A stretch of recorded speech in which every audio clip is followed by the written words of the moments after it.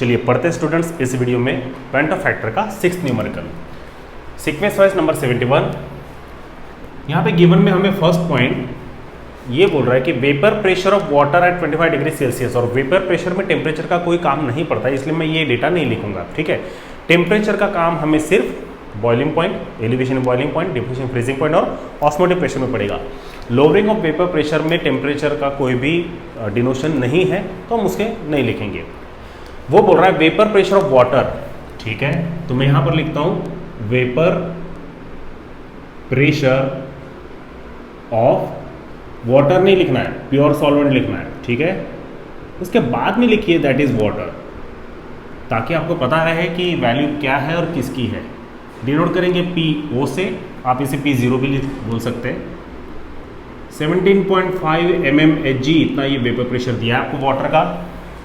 If 10 gram NaCl is dissolve in 150 gram of water. ठीक है, तो यहाँ पे सोल्यूट और सॉल्वेंट दोनों का वेट दिया है, तो मैं यहाँ पर लिखता हूँ वेट ऑफ सोल्यूट, और सोल्यूट कौन है, दैट इज NaCl। डिनोट किससे करेंगे, WB से, और ये कितना है 10 ग्राम। ठीक है, इज डिजॉल्व इन 150 ग्राम, इसका मतलब सॉल्वेंट का वेट दिया है आपको, तो weight of pure solvent that is water.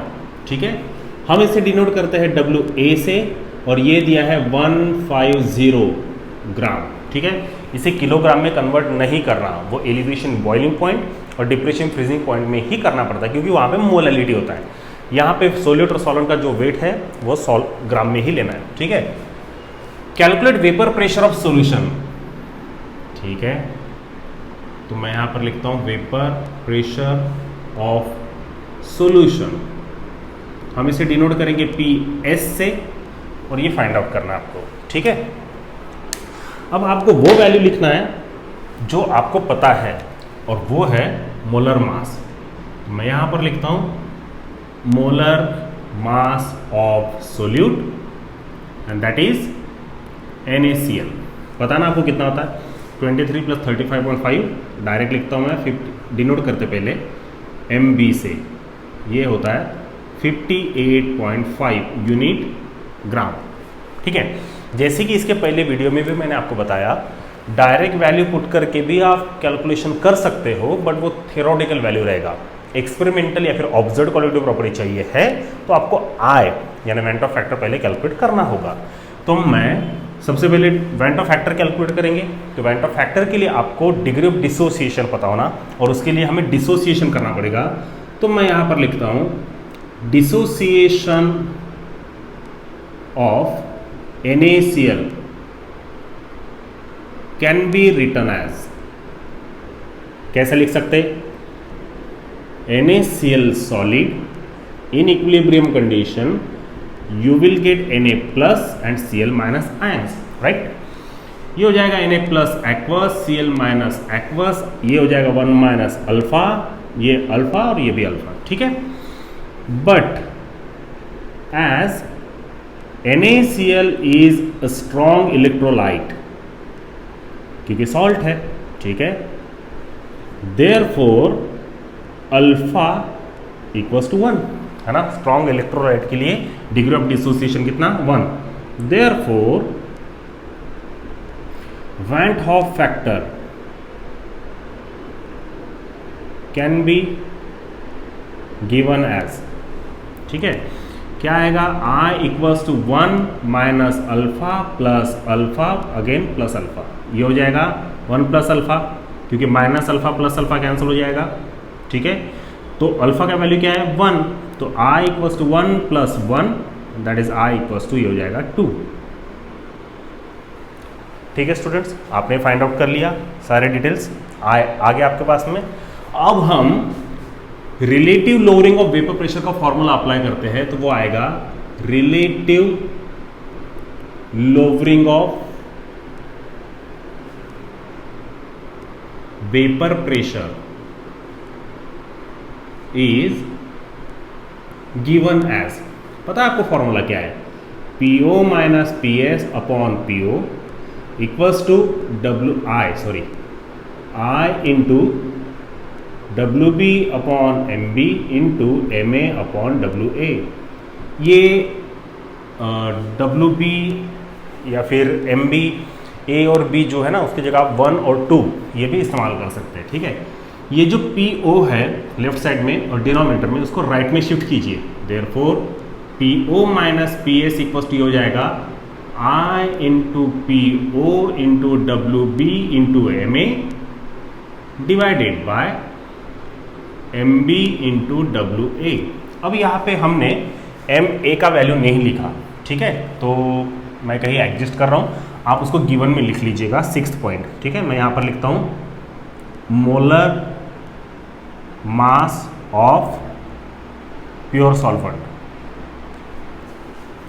That is water. कभी कभी वैल्यू लिखना भूल जाते हैं, वो बाद में पता चलता है कि गिवन डेटा में जैसे आया वो आप लिखना चाहिए था।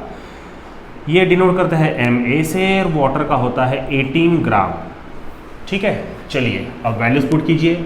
आई का वैल्यू कितना आया 2, पी ओ का वैल्यू, ये तो वेपर प्रेशर आपको दिया है कितना, इट्स 17.5 इंटू डब्ल्यू बी कितना है यानी सोल्यूट का वेट, यह है 10 ग्राम, एम ए कितना है 18 gram divided by M B it's 58.5, W A कितना है स्टूडेंट्स, डब्ल्यू ए है 150, ठीक है। हम फिर से वही करेंगे, कैलकुलेशन आसान हो इसलिए डिजिट्स को शिफ्ट कर लेते हैं। तो क्या आएगा 2 इंटू 175। अब इसका ये जो पॉइंट है और ये जो 10 है ये तो एडजस्ट हो गया, इंटू 18 डिवाइडेड बाय ये हो जाएगा 58.5, पॉइंट हट गया और ये 0 गया, ये मल्टीप्लाइड बाय 15 हो जाएगा, ठीक है। अब आपको सिंपल तरीके से क्या करना है, 175 को ना मल्टीप्लाई कर लीजिए आप, ठीक है, या फिर एक काम कीजिए 18 को मल्टीप्लाई करते हैं तो ये आ जाएगा 175 इंटू, क्योंकि ये आसान है ना, ये हो जाएगा 36 डिवाइडेड बाय 585 इंटू 15, ठीक है। अब 175 में आप डिवाइड कर सकते हो 15 का, बट फिर भी लॉग कैलकुलेशन तो करना ही पड़ेगा ना, तो बेटर वे आप लॉग कैलकुलेशन ही कीजिए। उसके लिए आपको क्या करना पड़ेगा, 175 का लॉग लेना है जो कि आता है 2.2430, उसमें 36 के लॉग को यानी 1.5560 को हम ऐड करते तो एडिशन आता है 3.7993, ग्रीन कलर में है, शायद आपको फेंट दिख रहा होगा, ये है 3.7993, ठीक है। अब ये जो आपने कैलकुलेशन किया ये है आपका न्यूमरेटर का डेटा। अब आपको डिनोमिनेटर के लॉग कैलकुलेशन को करना है, वो है लॉग 58.5। तो अगर ये 58.5 है तो जाहिर है यहाँ पे 150 होगा, ठीक है, और लॉग 150, ठीक है। कुछ नहीं, यहाँ पे मैंने पॉइंट शिफ्ट करना था बट वो चलता है, लॉग कैलकुलेशन में मैंने वो नहीं किया, ठीक है।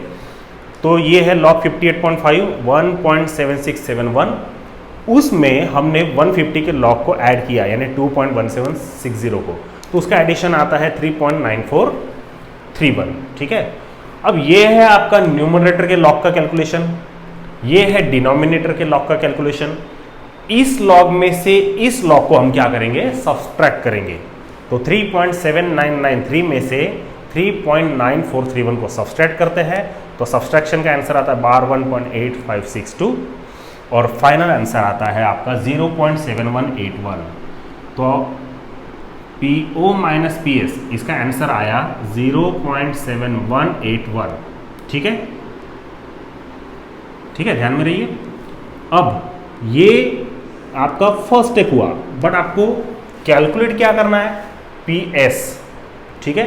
तो इस समय में आपको क्या करना पड़ेगा, पी एस को राइट में शिफ्ट करना पड़ेगा और इसे लेफ्ट में, therefore P S equals to क्या हो जाएगा, पी ओ माइनस 0.7181, ठीक है। अब मैं ये लॉग कैलकुलेशन आप देख लीजिए, मैं थोड़ा सा इसे रिमूव कर रहा हूँ, आप इसे नोट डाउन कर लीजिएगा उसके बाद में, ठीक है, इतना काफ़ी है।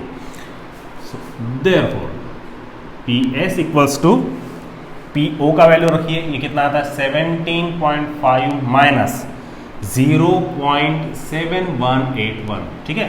अब आपको क्या करना है, 17.5000 में से 0.7181, देखिए आपके साथ में मैं कैलकुलेशन कर रहा हूँ तो आपको भी कंफ्यूज नहीं करना है। 10 में से 1 गया तो 9 बचते वापस दिया तो ये 9 हो गया, 10 में से 9 गया 1 बचा वापस दिया 2 हो गए, 10 में से 2 गए 8 बचे वापस दिया तो ये 8 हो गया। अब 15 में से 8 गए 6 बचते शायद, है ना, 8 9 10 5 6 7 10 थे, ठीक है। वापस दिया, ये हो जाएगा 16.7819, ठीक है, 16.7819। ये करेक्ट है ना? 15 में से 8 5 6 7, ठीक है, करेक्ट है। 16.7819, 16.7819 ये आ गया आपका वेपर प्रेशर सॉल्यूशन का। इसका यूनिट क्या रहेगा जो आपका सॉल्वेंट का है? mmHg, ठीक है स्टूडेंट्स।